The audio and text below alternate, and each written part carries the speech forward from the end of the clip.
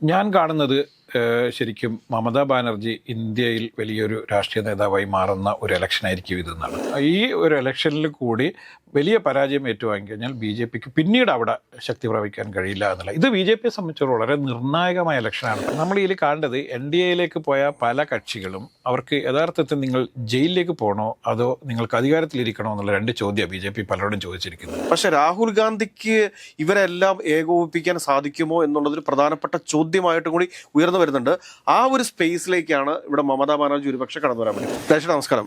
Rajesh, west ബംഗാളുമായി ബന്ധപ്പെട്ടിട്ട് ഒരുപാട് സർവേകൾ പുറത്തു വന്നിട്ടുണ്ട്. മമതാ ബാനർജിക്ക് വലിയ രീതിയിലുള്ള പരാജയമാണ് പ്രഡിക്റ്റ് ചെയ്യുന്നത്. പക്ഷേ മമതാ ബാനർജി 100% കോൺഫിഡൻസിലാണുള്ളത്. കാരണം 230-ഓളം സീറ്റുകൾ നേടി താൻ തിരിച്ചു വരും എന്നുള്ള വലിയ കോൺഫിഡൻസിലാണുള്ളത്. മമതാ ബാനർജി വെസ്റ്റ് ബംഗാളിന്റെ മുഖ്യമന്ത്രി വീണ്ടും ആകുമെന്ന് ഞാൻ കരുതുന്നില്ല. കാരണം അവിടെ TMCക്ക് ഭൂരിപക്ഷം കിട്ടിയാലും അഭിഷേക് ബാനർജി ആയിരിക്കും മുഖ്യമന്ത്രിയായിട്ട് വരിക. പിന്നീട് മമതാ ബാനർജി ദേശീയ രാഷ്ട്രീയത്തിലേക്ക് കൂടുതലായിട്ട് കോൺസെൻട്രേറ്റ് ചെയ്യാനായിട്ടുള്ള സാധ്യതകളുണ്ട്. അങ്ങനെ ദേശീയ തലത്തിലേക്ക് എത്തുന്ന, അതായത് വെസ്റ്റ് ബംഗാളിന്റെ ഭരണം നിലനിർത്തുകയും ദേശീയ രാഷ്ട്രീയത്തിലേക്ക് വരികയും ചെയ്യുന്ന മമതാ ബാനർജി കുറച്ച് ശക്തയായിരിക്കും.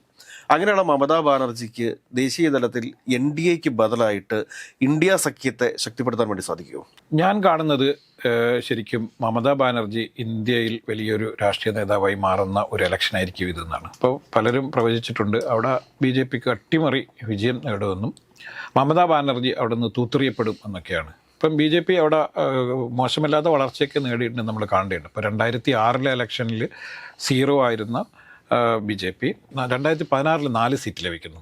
അതുവരെ ബി ജെ പി എന്നുള്ളൊരു പാർട്ടിക്ക് അവിടെ വലിയ മേൽവിലാസമൊന്നും ഉണ്ടായിരുന്നില്ല. കാരണം ബംഗാൾ എന്ന് പറയുന്നത് നമുക്കറിയാം, ബംഗാളിൻ്റെ ഒരു പ്രത്യേകത എന്ന് പറയുന്നത് ബി ജെ പിയുടെ രാമരാജ്യവും അല്ലെങ്കിൽ ശ്രീകൃഷ്ണനും അത്തരം ദൈവങ്ങൾക്കൊന്നും യാതൊരു പ്രസക്തിയും സ്വീകാര്യതയില്ലാത്ത ഒരു നാടാണ് വങ്കനാട്. അപ്പോൾ വങ്കനാടിൻ്റെ പ്രത്യേകത എന്ന് പറയുന്നത് കാളി പൂജയും, കാളിയാണ് അവരുടെ പ്രധാനപ്പെട്ട ആരാധനാമൂർത്തി.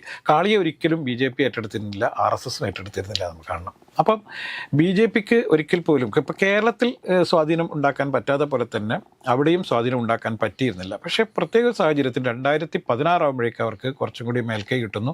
അത് 21 ആകുമ്പോഴേക്ക് 77 സീറ്റിലേക്ക് അവരുടെ അംഗസംഖ്യ വർദ്ധിപ്പിക്കുന്നു. അതിൽ ഒരുപാട് കാര്യങ്ങളുണ്ട്. കാരണം അവിടെ നിരന്തരമായ പോരാട്ടങ്ങൾ നടന്നിട്ടുണ്ട്. ഹിന്ദു മുസ്ലിം പിന്നെ ചില തർക്കങ്ങളും അക്രമങ്ങളും എല്ലാം നടന്നിട്ടുണ്ട്. കഴിഞ്ഞ ഇലക്ഷൻ്റെ സമയത്തൊക്കെ എന്ന് പറഞ്ഞാൽ അതിരൂക്ഷമായ പോരാട്ടം നടന്നിട്ടുണ്ട്.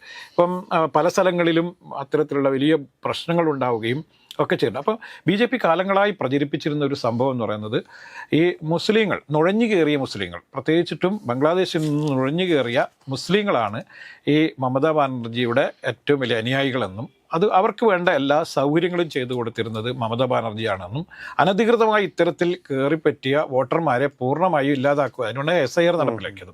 പക്ഷേ SIR നടപ്പിലാക്കി 94 ലക്ഷം പേരെ ഒഴിവാക്കിയപ്പോൾ അതിൽ 48% മുസ്ലിങ്ങളായിരുന്നില്ല എന്നാണ് നമ്മളിൽ കാണുന്നത്. 48% ഹിന്ദു വോട്ടുകളാണ് അവിടെ ഇല്ലാതായത്. ഈ SIRൽ യഥാർത്ഥ വോട്ടർമാരെ പലരെയും പല രീതിയിൽ ഒഴിവാക്കി എന്നുള്ളതാണ് അവിടെ നിൽക്കുന്ന ഏറ്റവും വലിയ ആരോപണം. യഥാർത്ഥ വോട്ടർമാർ പരമ്പരാഗതമായി ബംഗ്ലാദേശികളായിരുന്ന ആളുകളല്ല, അല്ലെങ്കിൽ ബംഗ്ലാദേശിൽ നിന്നും നുഴഞ്ഞു കയറിയ, അതായത് സ്വാതന്ത്ര്യത്തിന് മുന്നേ നുഴഞ്ഞു കയറിയ ആളുകളെയൊക്കെ പിന്നീട് പൗരത്വം നൽകി, അതായത് അവിഭക്തമായ ഒരു സ്ഥലത്ത് ഉണ്ടായിരുന്ന ആളുകളെയൊക്കെ എങ്ങനെയാണ് ബംഗ്ലാദേശി എന്ന് പറഞ്ഞ് പുറത്താക്കുക എന്നുള്ളത് വലിയ വിഷയം ഉണ്ടായിരുന്നു. മാത്രമല്ല ഹിന്ദു വോട്ടുകൾ, നിരവധി ഹിന്ദു വോട്ടുകൾ അവിടെ നിന്നും ഒഴിവാക്കപ്പെട്ടു എന്നുള്ളത് അവിടെ എല്ലാ തരത്തിലും മമതാ ബാനർജിക്ക് മാത്രമല്ല എല്ലാ വോട്ടർമാർക്കിടയിലും അത് വലിയ അവമോദിപ്പിന് ഇടയാക്കിയിട്ടുണ്ടെന്നാണ്. മമതാ ബാനർജി സുപ്രീം കോടതിയിലൊക്കെ നേരിട്ട് പോയി വാദിക്കുകയൊക്കെ ചെയ്തതാണ്. പക്ഷേ ഇപ്പോൾ പറയുന്നത് പോലെ ഒരു അട്ടിമറി വിജയം നേടി, അതായത് ഇപ്പം ബി ജെ പി അവകാശപ്പെടുന്ന 200-ലേറെ സീറ്റുകൾ നേടി അവിടെ അധികാരത്തിൽ വരുമെന്നാണ്. പക്ഷേ നമ്മൾ കാണേണ്ടത് ഏതാണ്ട് 35-40% വോട്ട് ഈ മമതാ ബാനർജിയുടെ തൃണമൂൽ കോൺഗ്രസിന് അടിയുറച്ച വോട്ടുകളുണ്ട് എന്നുള്ളതാണ്. പിന്നെ മറ്റൊരു സാധനം നമ്മുടെ ഇതിൽ പറയാനുള്ളത്, ഇപ്പം ഈ 2001 ആകുമ്പോഴേക്ക് 2016 കുറച്ച് സീറ്റുകളൊക്കെ ഉണ്ടായിരുന്ന CPM-ന് 2021 ആകുമ്പോഴേക്ക് സീറ്റുകൾ പൂർണ്ണമായി നഷ്ടപ്പെടുകയും കോൺഗ്രസിന് മാത്രം 2 സീറ്റുകൾ മാത്രം അവശേഷിക്കുന്ന നിലയാക്കി. ഈ വോട്ടുകൾ, അതായത് കമ്മ്യൂണിസ്റ്റ് വോട്ടുകൾ അല്ലെങ്കിൽ ഇടതുപക്ഷ വോട്ടുകൾ എങ്ങോട്ട് പോയി എന്നതിനെക്കുറിച്ചിട്ട് യഥാർത്ഥത്തിൽ വലിയ അനിശ്ചിതത്വം ഉണ്ടായിരുന്നു. അതിനൊരു കൃത്യത എടുക്കാൻ കഴിഞ്ഞില്ല. ആർക്കും അതിന് ഉത്തരം പറയാൻ വേണ്ടി കഴിഞ്ഞില്ല. ഇത്തവണ അവിടെ സംഭവിച്ചത് CPM-ഉം കോൺഗ്രസും സെപ്പറേറ്റ് ആണ് മത്സരിക്കുന്നത്. അവർ അവരുടെ ശക്തി വർദ്ധിപ്പിക്കുന്നതിന് വേണ്ടിയിട്ടുള്ള വലിയ ശ്രമങ്ങൾ അവിടെ നടന്നിട്ടുണ്ട് എന്നുള്ളതാണ്. ഇപ്പം നമ്മൾ പല വീഡിയോയിൽ പറഞ്ഞപ്പോൾ ചില ആൾ ചോദിച്ചു അട്ടിമറി നേടിയിട്ട് അവിടെ CPM അധികാരത്തിൽ വരുമെന്നാണ് താങ്കൾ പറഞ്ഞത്. ഞാൻ അങ്ങനെ പറഞ്ഞിട്ടില്ല.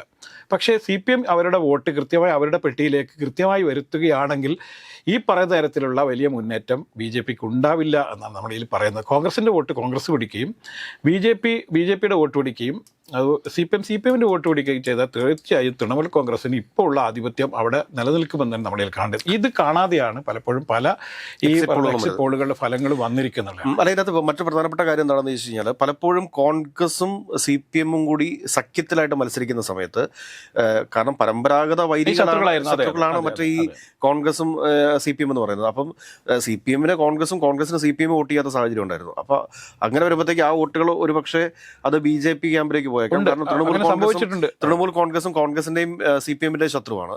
ഇപ്രാവശ്യം സംഭവിക്കുക എന്താണെന്ന് വെച്ച് കഴിഞ്ഞാൽ എനിക്ക് തോന്നുന്നു, കാരണം അറിയാൻ സാധിക്കുന്നത് വെച്ചിട്ട്, കാരണം ഏകദേശം ഒരു 10ഓളം സീറ്റെങ്കിലും CPM ഒരു പക്ഷേ വെസ്റ്റ് ബംഗാളിൽ നേടിയേക്കാം എന്നുള്ളൊരു വാർത്തകളാണ്. കാരണം കൂടുതലായിട്ടുള്ള ചെറുപ്പക്കാരായിട്ടുള്ള സ്ഥാനാർത്ഥികളെയാണ് ഇപ്രാവശ്യം CPM അവിടെ അവതരിപ്പിച്ചിരിക്കുന്നത്.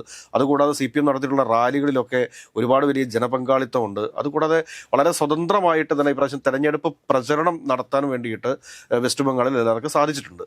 അപ്പോൾ അങ്ങനെയൊക്കെ വെച്ച് നോക്കുമ്പോഴത്തേക്ക് കോൺഗ്രസിന് 2 സീറ്റുകളും, കോൺഗ്രസിന്റെ സീറ്റ് ഇപ്പോൾ രാജേഷ് പറഞ്ഞ പോലെ കോൺഗ്രസിന്റെ വോട്ടുകൾ കോൺഗ്രസിനും CPM-ന്റെ വോട്ടുകൾ CPM-നും വീഴുന്ന ഒരു സാഹചര്യം ഉണ്ടായി കഴിഞ്ഞാൽ, BJP-യുടെ വോട്ടുകൾ BJP-ക്കും TMC-യുടെ വോട്ട് TMC-ക്കും വീഴുന്ന ഒരു സാഹചര്യം ഉണ്ടായിക്കഴിഞ്ഞാൽ തീർച്ചയായിട്ടും യാതൊരുവിധ പ്രശ്നവുമില്ലാതെ മമതാ ബാനർജി പറഞ്ഞ ഈ 200-ന് മുകളിലുള്ള സീറ്റിലേക്ക് എത്തുമെന്നുള്ള കാര്യത്തിൽ നമുക്ക് സംശയിക്കേണ്ടതില്ലെന്ന് എനിക്ക് തോന്നുന്നു. ഇപ്പം 294 സീറ്റാണ് ഉള്ളത് അവിടെ. 294 സീറ്റിൽ അവർക്കൊരു ഇപ്പം മമതാ ബാനർജിക്ക് ഒരു മിനിമം ഒരു 150 സീറ്റൊക്കെ കിട്ടിക്കഴിഞ്ഞാൽ തന്നെ അധികാരത്തിൽ വരാൻ പറ്റും എന്നുള്ളതാണ്. ഇപ്പം വൻ ഭൂരിപക്ഷം കിട്ടിയില്ലെങ്കിലും മമതാ ബാനർജിക്ക് അധികാരം നിലനിർത്താൻ പറ്റിക്കഴിഞ്ഞാൽ തീർച്ചയായും ഈ ഒരു ഇലക്ഷനിൽ കൂടി വലിയ പരാജയം ഏറ്റുവാങ്ങിക്കഴിഞ്ഞാൽ BJP-ക്ക് പിന്നീട് അവിടെ ശക്തി പ്രാപിക്കാൻ കഴിയില്ല എന്നുള്ള, ഇത് BJP-യെ സംബന്ധിച്ചോളം വളരെ നിർണായകമായ ഇലക്ഷനാണ്. പക്ഷേ വേറൊരു കാര്യം കൂടി ഉണ്ട്. കാരണം എന്താ വെച്ചാൽ 120 സീറ്റിലേക്കൊക്കെ ഒരു BJP-ക്ക് എത്താൻ സാധിച്ചു കഴിഞ്ഞാൽ ഒരു 172 സീറ്റ് 174 സീറ്റ് നേടിയിട്ടാണ് TMC അധികാരത്തിൽ വരുന്നതെന്ന് കരുത്. ഒരു 120 സീറ്റ് BJP-ക്ക് കിട്ടിക്കഴിഞ്ഞാൽ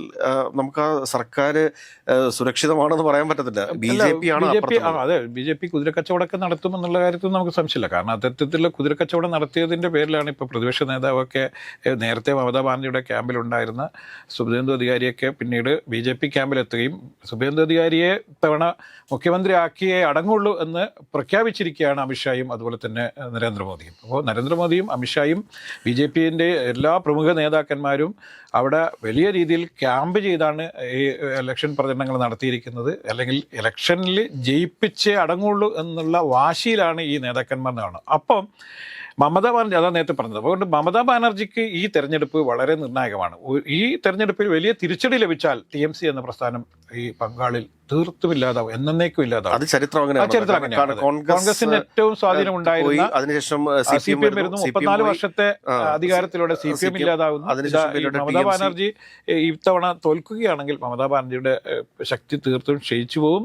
ഇത്തവണ പ്രതിപക്ഷത്തിരുന്നാൽ അടുത്ത തവണ അവർ തീരെ ഇല്ലാതാവും എന്നുള്ളതാണ്. പക്ഷെ അവിടെ ചിലപ്പോൾ CPM ചിലപ്പോൾ വീണ്ടും പ്രതിപക്ഷ കക്ഷിയായി ചിലപ്പോൾ തിരിച്ചു വന്നേക്കാം എന്നുള്ളതും കൂടി നമ്മളിൽ കാണേണ്ടതുണ്ട്. പക്ഷെ ഈ തെരഞ്ഞെടുപ്പിൽ മമതാ ബാനർജി വീണ്ടും അധികാരത്തിൽ വരികയാണെങ്കിൽ പിന്നീട് മമതാ ബാനർജി ദേശീയ തലത്തിൽ വളരെ ശ്രദ്ധേയ നേതാവ്, ഇപ്പൊ തന്നെ ദേശീയ തലത്തിൽ ശ്രദ്ധേയ നേതാവാണ്. പക്ഷേ ഒരിക്കൽ പോലും അവർ മുഖ്യമന്ത്രി സ്ഥാനം വിട്ടൊഴിഞ്ഞുള്ള ഒരു ഇതൊക്കെയില്ല. ഒരു വർഷമൊക്കെ അവർ ഭരിച്ച് പയ്യെ മാത്രമേ അഭിഷേക് ബാനർജിക്ക് ഈ ഫസ്റ്റ് ടൈമിൽ തന്നെ അഭിഷേക് ബാനർജി അധികാര കൈമാറ്റം ഉണ്ടാവുമെന്ന് എനിക്ക് സംശയം. അധികാര കൈമാറ്റം നടത്തും. അതിനുശേഷം ദേശീയ രാഷ്ട്രീയത്തിൽ മമതാ ബാനർജിയെ സംബന്ധിച്ച് ഇപ്പൊ 2.5 വർഷം മാത്രമാണ് ലോക്സഭാ തെരഞ്ഞെടുപ്പ്. മമതാ ബാനർജിയുടെ ഏറ്റവും വലിയ ലക്ഷ്യം എന്ന് പറഞ്ഞു കഴിഞ്ഞാൽ ഇന്ത്യയുടെ പ്രധാനമന്ത്രിയാവുക എന്നുള്ള വലിയ ലക്ഷ്യമുണ്ട്. ഇപ്പോൾ അവർ ഇറങ്ങി പുറപ്പെട്ടു കഴിഞ്ഞാൽ, ഇത് രാവിലെ നമ്മളൊരു ചർച്ചയിൽ പറഞ്ഞ കാര്യമാണിത്. കാരണം നവീൻ പട്നായിക്കിന്റെ പാർട്ടി, നവീൻ പട്നായിക്കിന് ആരോഗ്യ കാരണം പ്രശ്നങ്ങളുണ്ട്. പക്ഷെ അദ്ദേഹത്തിന്റെ ഒരു വോട്ട് ബാങ്ക് ഒറീസയിലുണ്ട് എന്ന് പറഞ്ഞതുപോലെ തന്നെ ഇപ്പോൾ കർണാടകയിലെ ഈ പറഞ്ഞ കുമാരസ്വാമി ഒന്നും പൂർണ്ണ സംതൃപ്തിയോട് കൂടിയിട്ടല്ല ഈ NDA സഖ്യത്തിന്റെ ഭാഗമായിട്ട് നിൽക്കുന്നത്. നമ്മൾ ഇതിൽ കാണേണ്ടത് NDAയിലേക്ക് പോയ പല കക്ഷികളും അവർക്ക് യഥാർത്ഥത്തിൽ നിങ്ങൾ ജയിലിലേക്ക് പോകണോ അതോ നിങ്ങൾക്ക് അധികാരത്തിലിരിക്കണോ എന്നുള്ള 2 ചോദ്യമാണ് BJP പലരോടും ചോദിച്ചിരിക്കുന്നത്.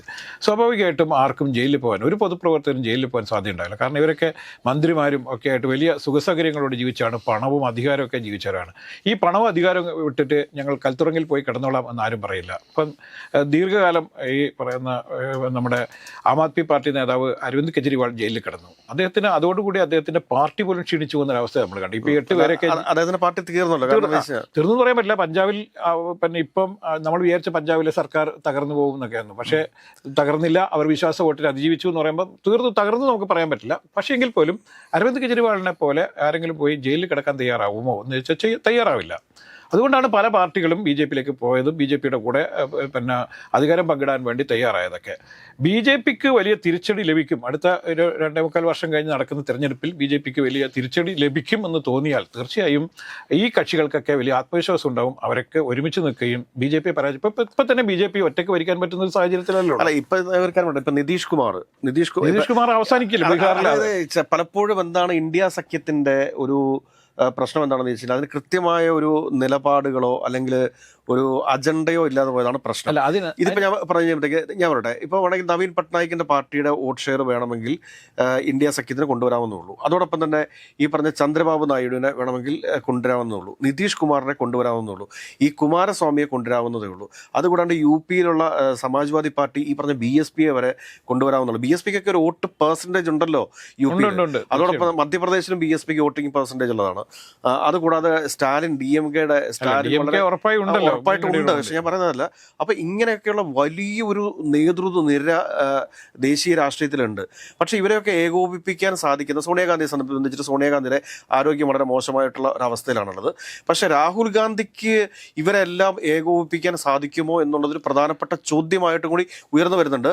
ആ ഒരു സ്പേസിലേക്കാണ് ഇവിടെ മമതാ ബാനർജി ഒരുപക്ഷെ കടന്നു വരാൻ വേണ്ടി. ഇപ്പൊ ഈ നേരത്തെ ഇപ്പൊ രാഹുൽ ഗാന്ധിന്റെ പേര് പറഞ്ഞിട്ടുണ്ട്, നമുക്ക് ഈ രാഹുൽ ഗാന്ധിയിലേക്ക് ചർച്ചയിലേക്ക് വരേണ്ടതെന്ന് കരുതിയാണ്. പക്ഷേ എങ്കിൽ പോലും രാഹുൽ ഗാന്ധിന്റെ ഏറ്റവും വലിയ പ്രശ്നം എന്ന് പറഞ്ഞാൽ അദ്ദേഹം നല്ലൊരു കോർഡിനേറ്റർ അല്ല എന്നുള്ളതാണ്.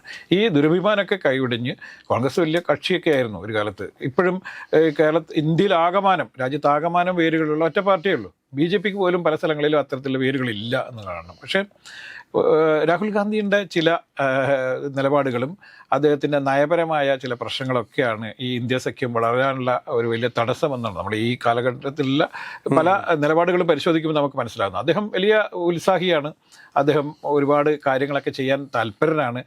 പിന്നെ ടീഷർട്ടും ബനിയനും മറ്റേ പാൻറ്റും ഇട്ടിട്ട് അദ്ദേഹം ഇന്ത്യ മൊത്തം നടക്കാനൊക്കെ തയ്യാറാണ്. ഇപ്പോൾ ഭാരത് ജോഡോ യാത്രയൊക്കെ വലിയ പക്ഷേ അതിനൊരു കണ്ടിന്യൂറ്റി ഉണ്ടാകുന്നില്ല. അപ്പോൾ ഭാരത് ജോഡോ യാത്രയ്ക്ക് ശേഷമാണ് കോൺഗ്രസിന് വലിയ തിരിച്ചടികൾ. ഇപ്പോൾ അദ്ദേഹം പ്രതിപക്ഷ നേതാവൊക്കെ ആയെങ്കിൽ പോലും പല സ്റ്റേറ്റുകളിലും തിരിച്ചടി ഉണ്ടായത് നമുക്ക് കാണേണ്ടതുണ്ട്.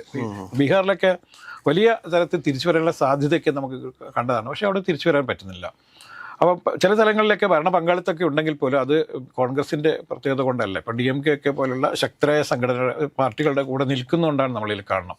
അതുകൊണ്ട് ദുരഭിമാനം വെടിഞ്ഞ് ഈ മമതാ ബാനർജിയെ അടക്കം കൂടെ നിർത്തുകയും ഈ ഇന്ത്യ സഖ്യം ആത്മാർത്ഥമായി വലിയ സഖ്യമാക്കി മാറ്റാനൊക്കെ തയ്യാറായാൽ തീർച്ചയായും അടുത്ത തെരഞ്ഞെടുപ്പിലെങ്കിലും വലിയ രീതിയിൽ തിരിച്ചു വരാൻ. ഇപ്പൊ പഞ്ചാബിൽ നിന്ന് കോൺഗ്രസ് പാർട്ടി വിട്ടുപോയിട്ടുള്ള അമരീന്ദർ സിംഗും ഒക്കെ ആയിട്ട് രാഹുൽ ഗാന്ധിക്ക് വിചാരിച്ചാൽ ഒരു ദിവസം കൊണ്ട് തീർക്കാവുന്ന പ്രശ്നങ്ങളെ കോൺഗ്രസ് നിന്ന് പല സീനിയർ നേതാക്കൾ ഗുലാം നബി ആസാദ് ആളുകളും വിട്ടുപോയത് ഇതൊക്കെ ഒരു ദിവസം കൊണ്ട് അവസാനിപ്പിക്കാൻ പറ്റുന്ന പ്രശ്നങ്ങളാണ്. ഈ ഹിമന്ത വിശ്വ ശർമ്മ എന്ന് പറഞ്ഞാൽ അദ്ദേഹം വിട്ടുപോയത് എന്താണ്?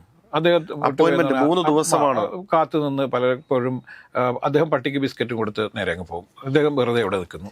ഇത്തരത്തിലുള്ള സമീപനങ്ങളാണ്. അപ്പോൾ അദ്ദേഹം ഈ ഒരു രാജാവിന്റെ മകൻ എന്നുള്ള അവസ്ഥയിൽ നിന്നൊക്കെ മാറി ജനങ്ങളുടെ കൂടെയാണ് ഞാൻ എന്ന് പറഞ്ഞു. അല്ലാതെ ഏതെങ്കിലും ഒരു റാലിയിൽ വെച്ച് ഒരു സാധാരണക്കാരന്റെ കടയിൽ പോയി ഉണ്ടംപരിയും ചായയും കുടിച്ച് ഞാൻ ജനകീയനാണ് എന്ന് പറയുന്നതിന് പകരം അദ്ദേഹം മെന്റലി ജനകീയനാവാൻ തയ്യാറാവണം. അതുപോലെ തന്നെ കോൺഗ്രസ് ഇത്തരത്തിലുള്ള എല്ലാ പാർട്ടികളെയും അക്കോമഡേറ്റ് ചെയ്തുകൊണ്ട് ഞങ്ങളാണ് ഇതിൻ്റെയൊക്കെ നേതാക്കന്മാർ, നിങ്ങൾ വേണമെങ്കിൽ ഞങ്ങളുടെ താഴെ നിന്നോളൂ എന്ന് പറയുന്നതൊക്കെ മാറ്റിയിട്ട് ആത്മാർത്ഥമായി ഇവർ BJP ഭരണത്തിൽ നിന്ന് ഒഴിവാക്കാൻ ഇവർക്ക് താല്പര്യമുണ്ടെങ്കിൽ തീർച്ചയായും അതിനുള്ള സാഹചര്യം ഒത്തുവരുന്നുണ്ട്. ആ സാഹചര്യങ്ങൾ ഇവർ പൂർണ്ണമായി ഉപയോഗിച്ചില്ലെങ്കിൽ പിന്നീട് ചിന്തിക്കാൻ പോലും പറ്റാത്ത രീതിയിൽ ഈ പാർട്ടികളൊക്കെ തിരിച്ചു വരാൻ പറ്റാതാവും. അതുപോലെ തന്നെ BJP എന്ന പാർട്ടി ഒരു ഏകാധിപത്യ പാർട്ടിയായി മാറും. ഒരുപക്ഷെ നമ്മൾ ഈ കാണുന്ന തരത്തിലുള്ള ഒരു തിരഞ്ഞെടുപ്പ് പോലും അസാധ്യമാവുന്ന അവസ്ഥയിലേക്ക് കാര്യങ്ങൾ പോകും. അതൊക്കെയാണ് ഡീലിമിറ്റേഷനെ കൊണ്ട് ഉദ്ദേശിക്കുന്നത്. 850 സീറ്റിലേക്കൊക്കെ വന്നു കഴിഞ്ഞാൽ സ്വാഭാവികമായിട്ട് വലിയ പ്രതിസന്ധിയിലേക്കാണ് പോകാമെന്ന് കൂടി നമ്മളിൽ കാണേണ്ടതുണ്ട്.